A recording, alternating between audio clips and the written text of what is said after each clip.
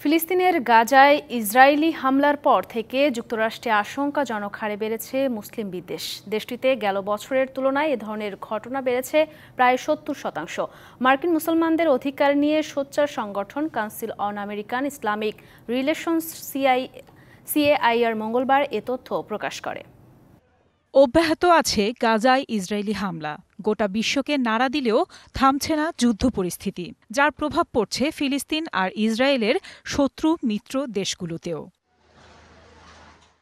যুদ্ধ শুরুর প্রথম ৬ মাসে ইসরায়েলের অন্যতম মিত্র যুক্তরাষ্ট্রের রেকর্ড হারে বেড়েছে মুসলিম বিদ্বেষ।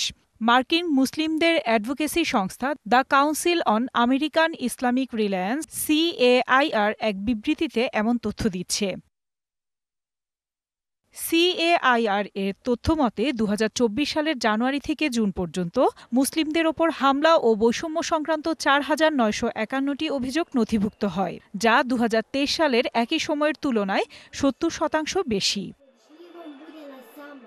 সিএআইআর বলছে, নতুন অভিবাসী এবং অন্যান্য দেশ থেকে সম্প্রতি সময়ে যুক্তরাষ্ট্রে আশ্রয় নেয়া মুসলিমরা হামলা বৈষম্যের শিকার হচ্ছে বেশি। বৈষম্য ও ঘৃণামূলক অপরাধের হার বেড়েছে কাজ ও শিক্ষাক্ষেত্রেও।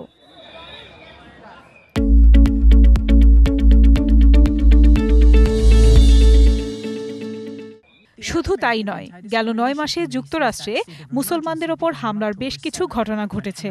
গেল অক্টোবরে ইলিয়ন অঙ্গরাজ্যে ফিলিস্তিন বংশোদ্ভূত ৬ বছরের মার্কিন শিশুকে ছুরিকাঘাত, নভেম্বরে ভারমেন্টে ফিলিস্তিনি ৩ ছাত্রকে গুলি, চলতি বছরের ফেব্রুয়ারিতে টেক্সাসে ফিলিস্তিন বংশোদ্ভূত এক ব্যক্তিকে ছুরিকাঘাত এবং মে মাসে ভারমেন্টে ফিলিস্তিন বংশোদ্ভূত আরেক শিশুকে পানিতে ডুবিয়ে হত্যা চেষ্টা করা হয়।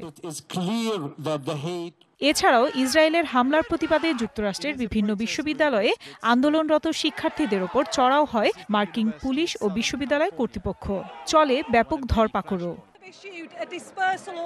প্রতিবেদন তৈরিতে সরকারি বিবৃতি ও বিভিন্ন মাধ্যম থেকে ভিডিও সহায়তা নিয়েছে সিএআইআর। এছাড়া মানুষের সঙ্গে কথা বলে, ইমেইলে, এমনকি ইন্টারনেটে অভিযোগও সংগ্রহ করা হয়েছে। আফসানা নীলা, ডিবিসি নিউজ ডেস্ক।